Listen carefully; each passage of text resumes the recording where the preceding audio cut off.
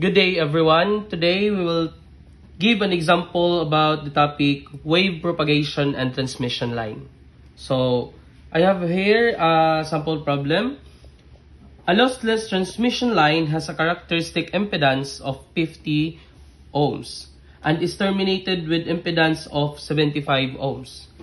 If an incident wave with a voltage amplitude of 10 volts is sent down the line, determine A, the reflection coefficient, B, the amplitude of the reflected voltage wave, and C, the standing wave ratio.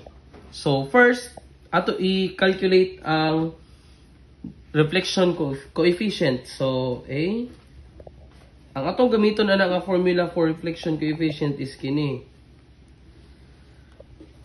Is equal to reflection coefficient is equal to ZL, which is the load impedance, minus Z0, which is the characteristic impedance, over same lang gihapon ZL plus Z sub 0. So ato i-calculate,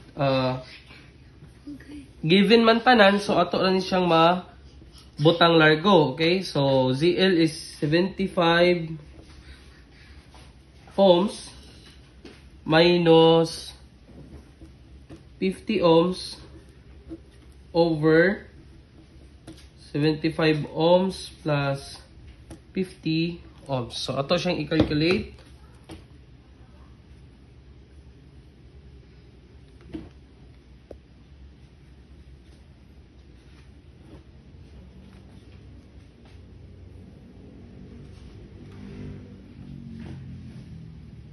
So, yung answer is, ang ato ang reflection coefficient is 0.2.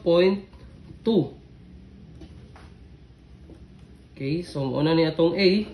Then proceed ta sa B. Ang gipangita na pod sa B is amplitude of the reflected voltage. So, atong gamiton na niya is reflected voltage is equal to V sub R is equal to kini ang reflection coefficient times the incident voltage, so V sub I. So atong ibutang na pod, reflection coefficient is 0.2 times the V sub I is 10 volts is equal to 0.2 times 10 is equal to 2 volts. Okay? So, ato ang amplitude of the reflected voltage wave is 2 volts. Then, proceed ta sa C. Ang gipangita na to sa C is ang standing wave ratio or SWR.